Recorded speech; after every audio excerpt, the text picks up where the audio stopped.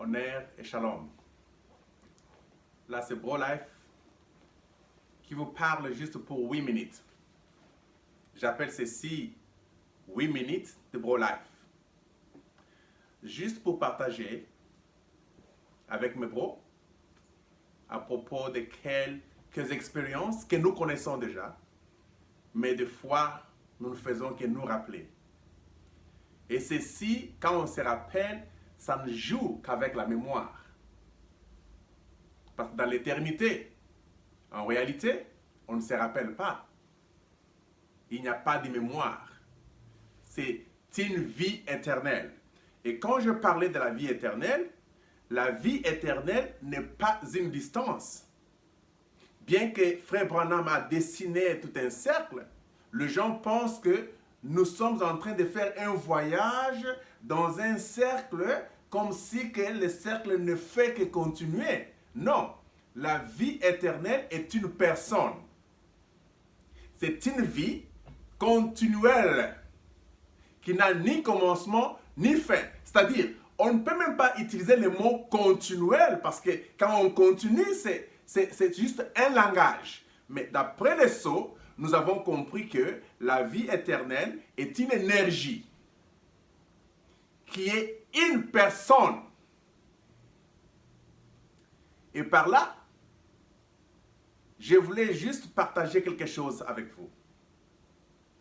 À propos de quoi? J'étais en train de me rappeler à ce que Jésus-Christ a parlé à l'homme riche. Il a posé à l'homme riche la question de savoir qu'est-ce que la loi de Moïse a dit.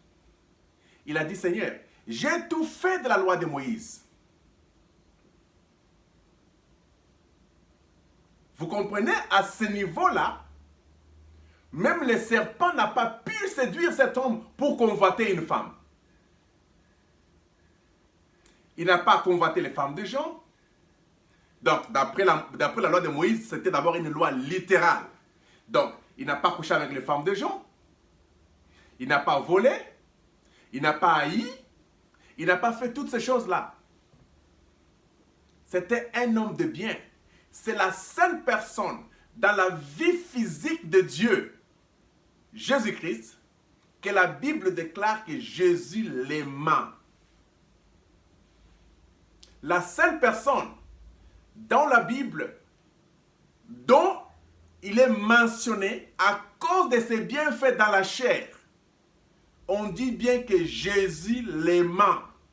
Or, Jésus était la parole faite chair. Jésus était Dieu dans la chair humaine. Jésus l'a aimé. La colonne de feu, fait chair, ou la théophanie faite chair, a aimé les bonnes œuvres ou les bonnes œuvres de cet homme-là. Mais il lui pose la question. Maintenant là, tu dois tout abandonner et me suivre. Cet homme était indigné.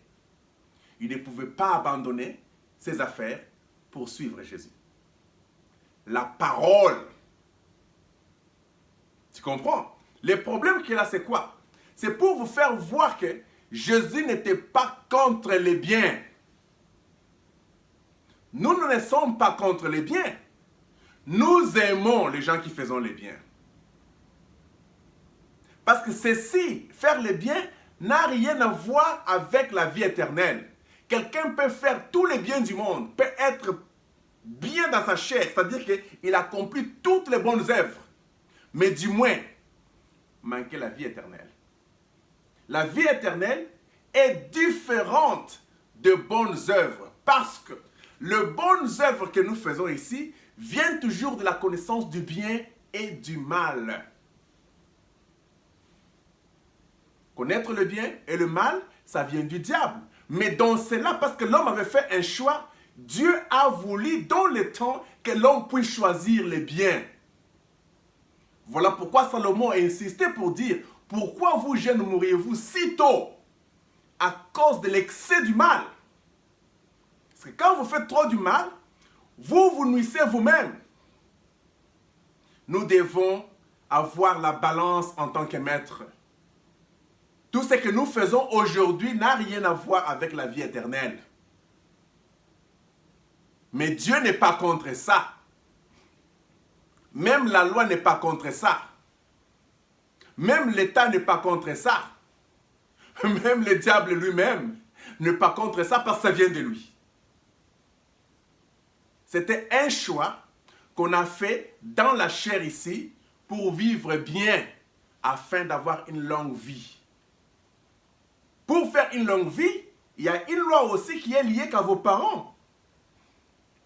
Vous devez respecter vos parents pour faire une longue vie. C'est-à-dire qu'en tant que maître, nous devons avoir la vision des balances.